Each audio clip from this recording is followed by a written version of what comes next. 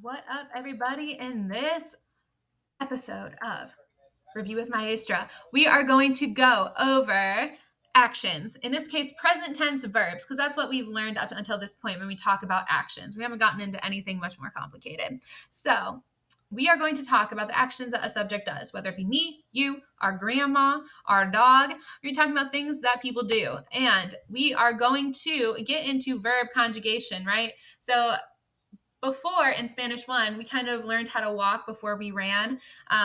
So we learned about verbs as just their naked AR, ER, IR verbs. And now you guys are able to make people perform the verbs by changing the ending of the verb. So in Spanish, verbs, their endings change based on who is performing them. So an action word is different based on who's performing it, or it's written differently based on who's performing it. So think about this in English, right? I walk, you walk, he walks, she walks, my uncle walks, the boys walk. See how walk is just kind of like walk or walks, but it doesn't really change very much.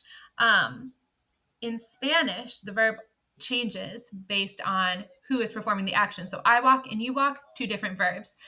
And you think, why is it like that? That's so much more work. That's so confusing. Well, verbs are super organized in Spanish. Think about if you had to teach people English, it'd be so much harder because there's not concrete rules. There's no like real set organization to everything. But in Spanish, there is. That's why it's a very basic and easy language to learn.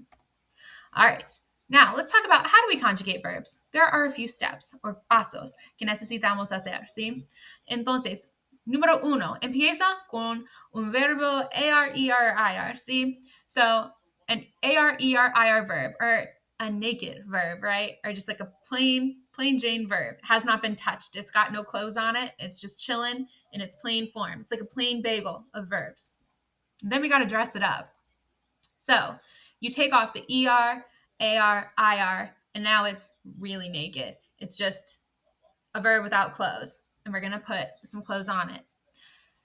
So you're going to pick out your ending from the verb chart, and I'm going to show you some verb charts so that way you know where you can shop from, right? It's that chop and shop that we learned. So we chop off the AR, ER, IR, and we shop for our new ending. And then finalmente, you're going to put your new ending that you chose from your shop, you're going to put that on the verb. So here are some examples. We have hablar. That's an AR verb. So I have hablar. Then I take off the AR. So I just have habl. It's naked. We can't just leave it like that. So I have to pick out an ending. In this case, I'm going to put the to form on the ending because I want you to do the speaking. So now we have hablas. So we started with hablar, which is to speak. We ended with hablas, which is you speak. Let's look at a different one. We have reunir, which is to reunite or to join. Now, it's an IR verb. Doesn't change the way that we do the steps. So we have reunir. It's our plain Jane verb. Then we take off the IR. So reun. We can't leave it like that. It's naked. So let's put some clothes on it. We have the nosotras or the we form, which means we reunite or we come together. So the ending for that is the emos ending. And I take that form, I shop for it, pull it off the shelf, and I'm going to pop it on the end of my naked verb. So I have reunimos. Boom. See how easy that was?